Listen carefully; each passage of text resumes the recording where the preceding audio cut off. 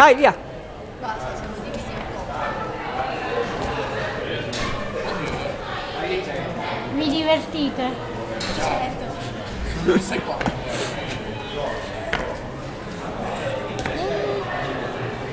Questa non me la baby wing. Basta.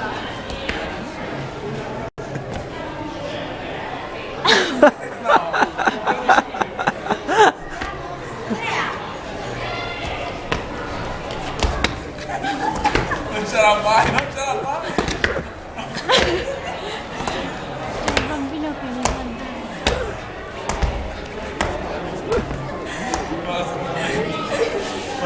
Basta, basta. Basta, è finito. Assiste le prade. Prendi la katana, prendi la katana. Perché? Voglio andare vicino. Tieni.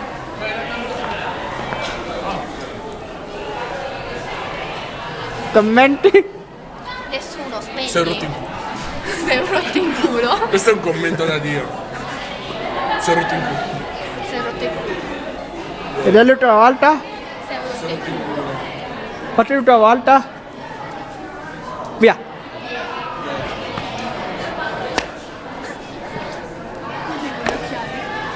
Questo non me da YouTube, eh. No, aspetta, no, io gli occhiali.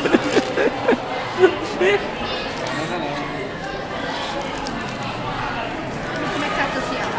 No, devo comprare gli occhiali se non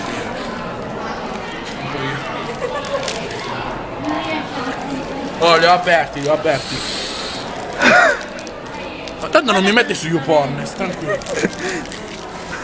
Buonetti? Ah, guarda. Ok, allora iniziamo. Bella.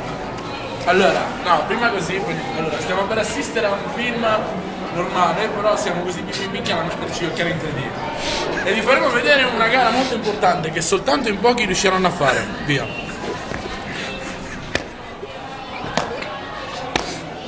Adesso andiamo avanti così finché non ci si romperanno le gambe dal dolore per ben 5 giorni di fila.